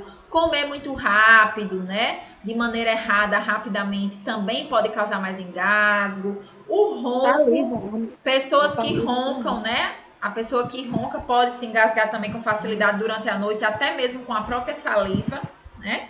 Então, isso tudo também pode causar. E problemas neurológicos, doenças neurodegenerativas, né? O Alzheimer, o envelhecimento, qualquer demência por si só, como vai atingindo a parte neurológica, também pode aumentar a chance do paciente engasgar, ele vai perdendo a consciência. Então, veja que existem várias causas para o engasgo. Mas todo mundo pode se engasgar. A gente tem maior incidência nessas pessoas mais idosas ou em crianças, mas a gente adulto vive se engasgando. A diferença é porque a gente tem um reflexo de tosse muito bom, começa a tossir e bota para fora. Mas quando isso não acontece, a gente pode aplicar a manobra de Heimlich, né? A manobra nada mais é do que a gente ficar por trás do paciente, né? Colocar uma perna entre as pernas da vítima para ficar bem apoiado. Eu vou mostrar um vídeo, aí vocês vão entender melhor. E vai colocar as mãozinhas, né? Apoiadas dessa maneira da figura 2, abaixo do fim do externo, no processo tifoide. O que é isso, professora? Eu não lembro. Ó, a gente tem esse osso do meio, do tórax, que segura as costelas. E aí, se vocês tocarem aí, deixa eu me mostrar aqui para vocês. Se vocês se tocarem, né, nós temos esse osso aqui que é protuberante e tem uma região em que ele termina. Tem uma região em que a gente toca e fica fundo, ó. Aqui ainda é osso, ó. Osso, osso, osso, osso. E aqui você vê que entra. Esse é o fim do externo. Aqui é o processo tifoide, que é o finzinho desse osso. E é aqui embaixo. A manobra de compressão cardíaca, de massagem cardíaca que a gente vai treinar, né? A gente faz bem medial ao tórax. Bem em cima do osso, bem em cima do externo. Essa aqui não é aqui em osso. É nessa região aqui, mais abaixo. Justamente para tentar empurrar um músculo que está aqui, que é o diafragma, e fazer com que ele empurre o ar que está dentro da via aérea e o paciente expulse o objeto que está ocluindo essa via aérea. Então, eu vou mostrar um vídeo que fica mais fácil de vocês visualizarem como é que se realiza isso no adulto, né? Então, deixa eu só colocar aqui para vocês verem.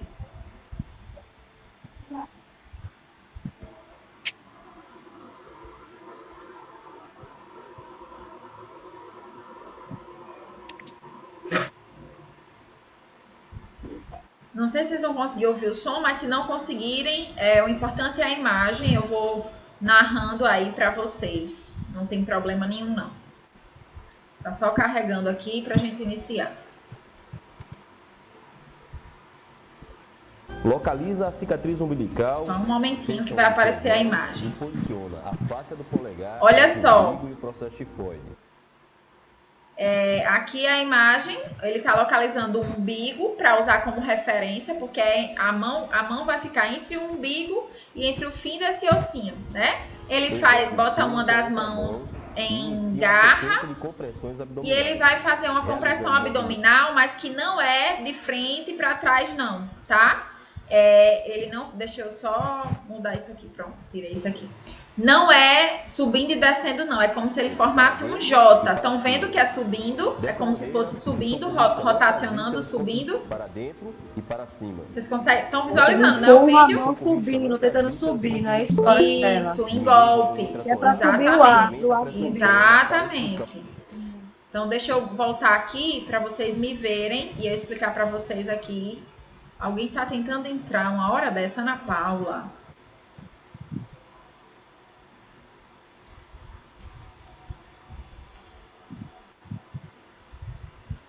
Oi, Ana Paula. Na verdade, a gente já tá quase terminando a aula, tá? Você esqueceu hoje de entrar? Mas eu vou colocar sua presença, mas aí você assiste ao... Tá certo, tudo bem, você tava sem internet. Você assiste o comecinho, tá? Da aula depois, quando mandar a gravação, para você não perder, porque eu já falei de queimaduras, a gente já viu tudo de queimaduras, já tô terminando a parte de engasgo para começar a última parte, que é de sangramento nasal. Tá certo, combinado, querida. Gente, então vejam que o golpe, deixa eu baixar aqui novamente para vocês verem. Então, o golpe, ele não é assim, ó. Isso aqui não é feito, a gente faz subindo, golpeando dessa maneira. Estão vendo que é um impulso para cima. Então, você fixa a mão e aí tanto faz, tá? Você pode colocar a mãozinha, uma fechada e outra apoiada e fazer isso, certo? Ou você pode colocar as duas assim, ó, como eu estava colocando, e golpear, subindo também da mesma forma, certo? Isso pode causar reflexo de vômito também, tá bom? E, obviamente, incomoda. O paciente vai sentir a incursão, vai sentir a força. Mas tudo isso é na tentativa de tentar expulsar esse objeto. E aí o paciente ele vai ter o reflexo de começar a tossir e colocar para fora. Pode ser feito isso várias vezes. O que é que a gente tem costume de ver? A mãe fazendo o quê no menino? Puxando a orelha, batendo nas costas, tudo isso para tentar desentalar. Já viram isso? Ou já fizeram? Com certeza já fizeram. Ah, já vi, professora. Não, já fizeram. Eu vi minha avó sugando uma boca, o leite nariz. Já, eu me levei muito tapa nas costas. Eu também, já levei muito, né? Isso aí é muito feito em adulto. Aí eu escutei alguém falando aí a questão de sugar pelo nariz e boca para tentar, o leite né? da minha prima. Pronto. A gente, quando é criança maior ou quando é adulto, a gente vai fazer essa manobra. Se for uma criança maior, você pode até ficar de joelhos e fazer isso por trás da criança, porque a criança vai ser mais baixinha. Quando é bebezinho, recém-nascido, a gente tem uma manobra até 1 ano, né? A gente tem uma manobra. Muitas mães, desesperadamente, tentam sugar, né? Entendam que se for um objeto, sugar não vai adiantar. O objeto não vai ser expulso. No caso, ela estava mamando. Minha tia isso, ela se engasgou. Aí minha avó teve... Aí eu vi, aí ela ficou boa do engasgo. Isso, aí o que é que acontece? Geralmente, quando é situações de engasgo, né, com leite ou com alimento ou com líquido, água, se tem esse reflexo de tentar fazer a sucção. Às vezes ele pode funcionar, mas eu vou mostrar a manobra bem mais efetiva, que é realmente a que a gente pode fazer e que vai funcionar tanto para alimentos quanto para a questão de objetos, né? O que é que a gente faz? A gente vai... Deixa eu botar outro vídeo agora da criança. A gente vai fazer golpes na região posterior, nas costas do bebezinho. Você vai inclinar ele mais para frente. E na hora que se inclina...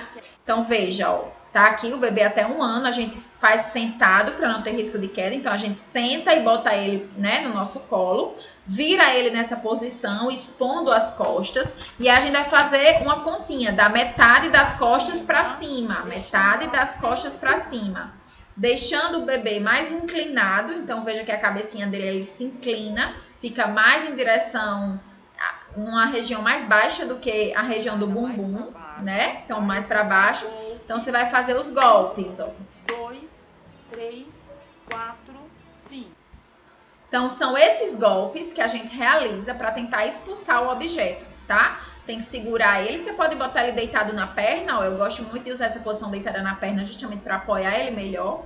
Então, virou e faz. Não é tapinha, gente. Vou voltar o vídeo para vocês entenderem, né? Então, não é tapa. Na verdade, o que eu faço aqui é empurrar, exatamente, tentando empurrar. É o mesmo movimento que a gente faz no adulto, mas a gente não faz no adulto nas costas, né? Na criança a gente faz nas costas. Então, é tentando empurrar mesmo. Os ossos mais frágeis, né? Não pode quebrar o osso da criança. Isso, para evitar, né, qualquer fratura, a gente não faz na região da frente. E também porque a gente não teria como ficar de joelhos, a criança nem em pé fica, como é que ia fazer, né? Então, a gente faz essa manobra aí. E aí, ó, fez o golpezinho, faz 5, vira o bebê de volta, visualiza se você consegue ver o objeto. Você pode até tentar retirar esse objeto com o dedo, visualizando, né? Ou até mesmo você vê que o bebê tá cuspindo, colocando para fora. Se ele volta a tossir, seja um adulto ou um bebê, tava engasgado, parou de tossir, você vê que ele tá sufocado e ele volta a tossir depois das manobras, isso já é um ponto positivo. Porque a tosse é a tentativa de expulsar esse objeto que está lá ocluindo essa região. Então, só o reflexo de tosse já mostra que está tendo uma melhora. Já mostra que ele está tentando expulsar aquele objeto que está lá ocluindo a via aérea dele. Então, o que é que eu faço em situação de engasgo? Eu identifico que aquilo é um engasgo e eu não vou levar o paciente para o pronto-socorro, não. Porque daqui que chega ele morre sufocado. Né? Eu posso já ir tentando ligar para uma emergência, se você realmente vê que é um bebezinho ou é que é um idoso que está mais complicado de você não conseguir desobstruir essa via aérea, mas não fica sem fazer nada. Faz essas manobras para tentar desobstruir a via aérea, seja no adulto ou seja na criança, no bebê, no recém-nascido, seja qual for. Então, outro tipo de situação é quando a pessoa ela vai engasgar deitada, pode acontecer, né? Ou se ela perde a consciência, algo desse tipo. Aí a gente não vai ter mais como fazer a manobra de Heimlich, porque ela precisa que o paciente esteja em pé. Aqui o paciente vai estar deitado, então a gente faz uma manobra de Heimlich invertida. Eu vou fazer o mesmo empurrão abaixo do externo, na mesma região, mas agora, obviamente, eu vou ficar por cima da vítima e eu vou empurrar, fazer incursões empurrando. Se tiver outra pessoa, a gente pode até lateralizar a cabeça, né, da vítima, porque quando vem secreção, vem a baba, vem a tosse, ela vai conseguir expelir mais rápido. Mas essa aqui não é tão efetiva quanto essa em pé. O ideal é que a gente fizesse em pé. Mas pode acontecer da vítima se engasgar deitada e a gente poder fazer essa manobra. Outra situação também é usar a cadeira, né? Então, a gente pode fazer a manobra do mesmo jeito. A gente se posiciona por trás e bota o paciente sentado e tenta desengasgar ele. Então, se ele for um idoso que não fica em pé mais, ou uma pessoa que já está meio frágil, não consegue mais ficar tanto tempo em pé, a gente pode tentar fazer a desobstrução com ele sentado, dessa maneira, se posicionando nas costas. E aí, novamente, volto a lembrar, pode vir vômito, né? O paciente pode ter mais secreção e vir um reflexo da tosse, justamente para tentar expelir o objeto que está obstruindo essa via aérea. Crianças menores de 1 ano, a gente acabou de ver o videozinho, a gente realiza fazendo os golpes da metade do tórax para baixo, na tentativa também de empurrar. Essa é outra maneira de fazer, que é com a pessoa em pé. Eu gosto do vídeo que ela se senta, porque eu acho que aqui o risco de queda é maior, né? O bebê está se mexendo, então ele pode cair com mais facilidade. Então, quando a gente senta e apoia os pés do bebê no nosso colo, fica mais apoiado, fica mais seguro de realizar a manobra. Por fim, gente, né, vamos conversar rapidamente só sobre a parte de sangramento nasal, que também é algo bem facinho e bem rápido. Sangramento nasal não é uma doença, né? Por isso que a gente não vai demorar para discutir, mas é uma situação que ela pode acontecer, a hemorragia nasal, em casa, com a criança, com o idoso, com o adulto, e a gente tem que saber como intervir nessas situações, o que fazer nessas situações, né? O nosso nariz, ele pode sangrar por várias situações, tá bom? Eu vou discutir algumas causas de sangramento nasal, deixa eu só abrir aqui. Mas a maioria das vezes não é um sangramento que apresente gravidade. Então, muitas vezes a mãe chega desesperada, né, no pronto-socorro, com a questão da hemorragia. Ai, meu Deus, está sangrando, o que é que eu vou fazer? Porque o sangue, ele provoca esse medo mesmo, né? O sangue, ele traz esse medo, principalmente quando é no rosto. Quando é algo no rosto, a gente fica mais apavorado, a gente tem mais medo mesmo. Mas o sangramento nasal, ele geralmente é causado por lesões microvasculares, por lesões em vasos minúsculos, né? Esses vasinhos que são rompidos, que são lesionados, que vão provocar o sangramento. Os vasos sanguíneos que estão circulando no nariz, eles são muito pequenos e eles são muito frágeis e se rompem com facilidade.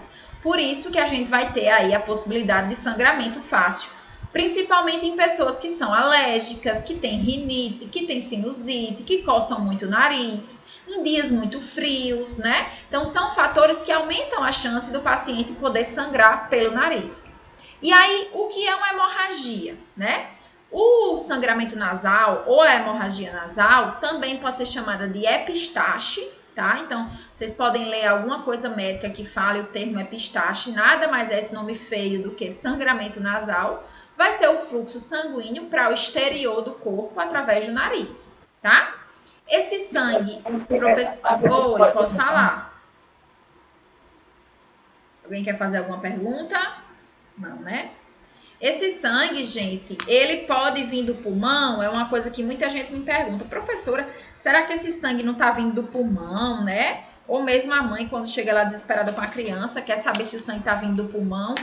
Gente, muito difícil, tá? Geralmente, quando o sangue é expelido do pulmão, ele vem junto com a tosse. Como eu falei para vocês, a tosse vem com o reflexo de tentar retirar o que tá lá na via aérea. Então, para vir do pulmão, de uma parte mais interna, né?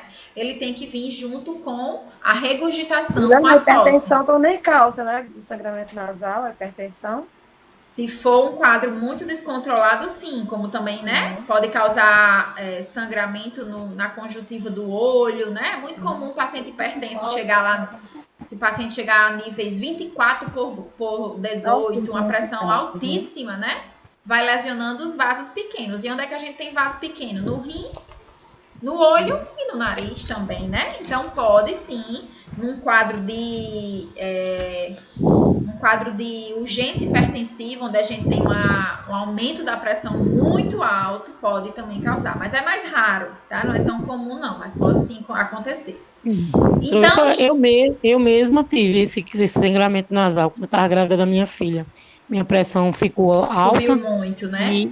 E sempre eu tinha esse sangramento. E foi diagnosticado justamente que era normal, por causa da pressão. Que estava alterada. Exatamente. E às vezes junta uma coisa com a outra, né? Por exemplo, você já tem uns vasos mais sensíveis do nariz, porque já tem uma asma, já tem uma rinite, já tem uma alergia, aí sua pressão sobe, já tem aquela fragilidade, aí sangra com mais facilidade. Então, realmente, de fato, a gente pode sim ter a hipertensão como causa. Como eu disse, não é tão comum quanto os quadros de rinite, sinusite, né, de coceira nasal, mas sim, boa observação aí das meninas. E sobre o mito que se diz que cheirar algodão queimado estanca o sangramento. O que a senhora diz? É igual ao mito de que cheirar perfume acorda de um desmaio, também né? já ouvi cheirar algodão queimado também. Não, porque isso aí, desde que eu sou menina mesmo, que o povo diz, não, bota ela para cheirar algodão que passa. E o pior é que acontecia de passar, né? Dava certo, né? Como dava certo. O pior que dava certo. É muita coincidência. É o que acontece, gente. Às vezes a substância que é inalada é tão irritativa que é como se fechasse os poros, fechasse aquele local, né? Mas por que a gente pede para não fazer? Porque tem um risco de intoxicação. Então é mais propenso a gente fazer a técnica que eu vou ensinar para vocês, que é de compressão da região nasal para impedir o sangramento, do que cheirar o algodão queimado ou fazer outras coisas. Mas antes da gente ver o que fazer, vamos só ver aqui as causas. Então vejam que as causas de sangramento nasal são imensas. Desde um trauma, uma pancada direta, né? Então, se você levou uma pancada no nariz, obviamente tem risco de sangrar. Mas o ar mais seco... Gente, o microfone tá ligado, atenção. O ar mais seco, né? Pode aumentar o risco. Cutucar o nariz, coçar o nariz. Pessoas que já têm a sinusite, já têm rinite, alergias nasais, que tem esse hábito de estar coçando o nariz, de estar... sempre lá incomodado com o nariz coçando, obviamente tudo isso lesiona esses vasinhos e pode aumentar o risco de sangramento. Quem usa medicação para afinar o sangue, né? A exposição a algum corante, alguma irritação, algum irritante químico, amônia, uso de drogas que são inaladas como a cocaína, próprias situações de gripe, resfriado comum, né? Pacientes que botem alguma coisa no nariz, então um menino pequeno botou um feijão, ninguém viu que ele botou um feijão, aí começa a sangrar pelo nariz, opa, aí depois descobre que ele tinha botado um feijão lá no nariz já fazia 2 semanas e ninguém tinha visto, tá? Então qualquer corpo estranho que tiver injetado lá no nariz pode causar sangramento também. Algum spray nasal, a utilização frequente lá de Sorine, de spray nasal também aumenta o risco, tá? E os traumas no nariz de maneira geral. Então, o que é que a gente faz, minha gente? Como eu disse, o episódio de sangramento nasal tem muitas causas, até mesmo a causa que as meninas apontaram aí, né? Que é mais raro, mas que pode acontecer. O aumento excessivo da pressão arterial também pode lesionar os vasos nasais e causar sangramentos. E aí, quando a gente vê o sangue, principalmente no rosto, aí se desespera, né? Realmente dá aquela agonia. No nariz, então, que é o local que a gente respira, a gente sente a agonia mesmo. Então, se acontecer, a primeira coisa é a gente tentar tranquilizar a pessoa, né? Dizer que a maioria dos sangramentos, 80 a 90% dos sangramentos nasais não tem a ver com o crânio, não é porque tá saindo sangue da cabeça ou é porque tá saindo sangue do pulmão, é no nariz mesmo, é o vaso do nariz que foi lesionado. Tentar deixar o paciente confortável, né? Sentar o paciente ou afrouxar a roupa. Se a vítima estiver sentada, tentar elevar um pouquinho a cabeça, mas não dessa maneira que tá aqui, ó. A gente tem muita tendência a deixar a cabeça bem baixa. Por que que não é bom fazer isso? Porque eu começo a engolir aquele sangue, tá? Então, aquele sangue que era para sair, está sendo engolido. Aquilo ali pode ir para uma via aérea, causar um engasgo, ou até mesmo encher seu estômago de sangue. Você está engolindo ali. Você sente o gosto do sangue e vai engolindo. Então, o ideal é deixar a cabeça elevada, mas dessa maneira primeira da figura aqui, ó. fazendo uma compressão. O que mais vai ajudar para parar o sangramento é a gente comprimir. Então, você faz uma compressão como se estivesse tampando o nariz por cerca de 3 minutinhos, tá? E aí, claro, com auxílio também você pode utilizar uma toalha, você pode utilizar uma gaze, uma roupa, um lençol, alguma compressa que você possa fazer essa pressão. E outra coisa importante é a aplicação de gelo ou compressa fria, porque o gelo ou a compressa fria, ele faz com que o vaso faça uma vasoconstricção, se feche mais rápido.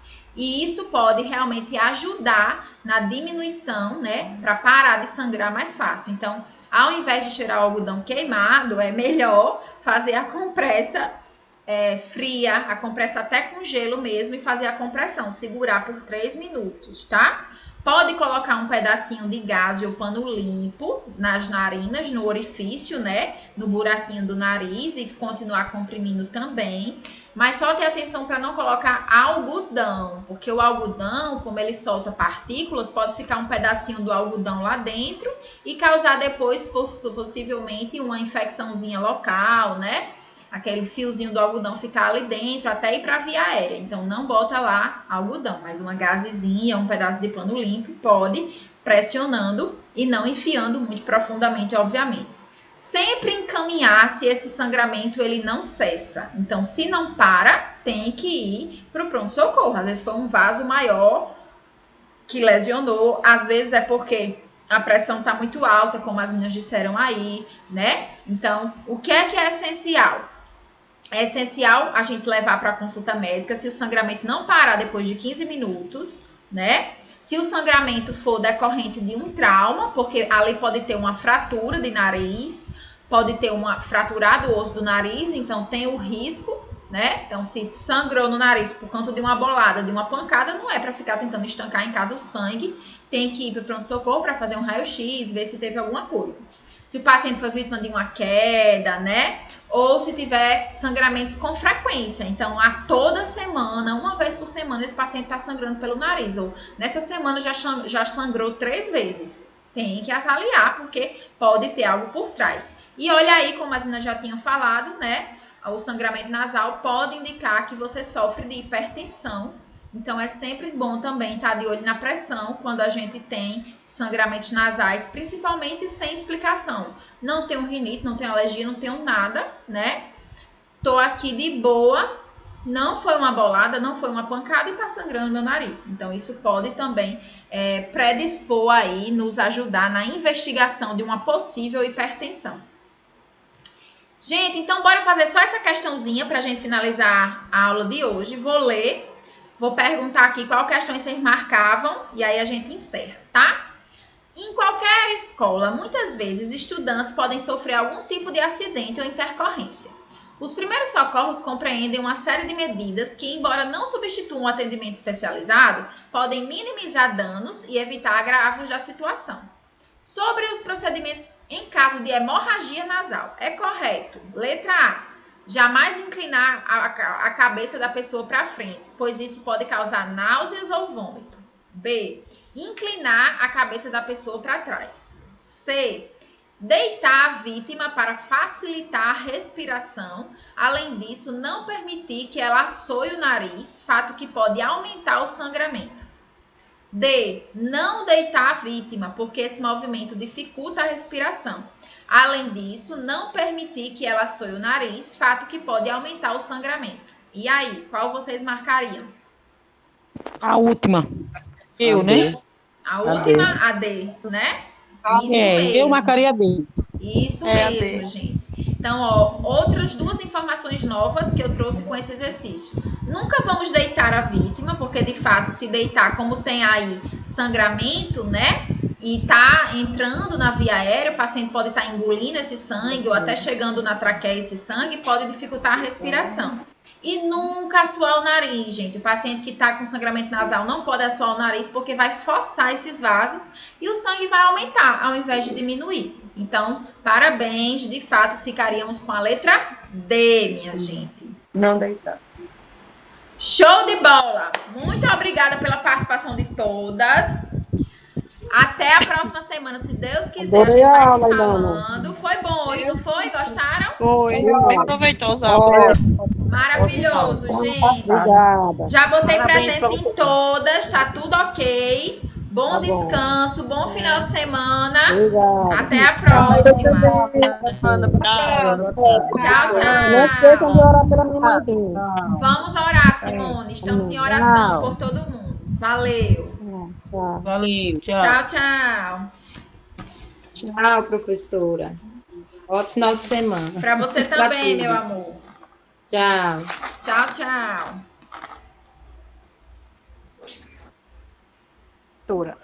Tchau, professora. Até a próxima aula. Tchau, tchau. Tchau, Ana Paula. Não esqueça de assistir, não, viu? Depois, o começo da aula. Eu vou assistir também, porque eu não consegui assistir Tá bom, direito. Vitória. Tá certo. Eu vi que você saiu e entrou depois, não foi? Foi algum errinho aí. Mas aí você fez. Beijo, tchau. Tchau.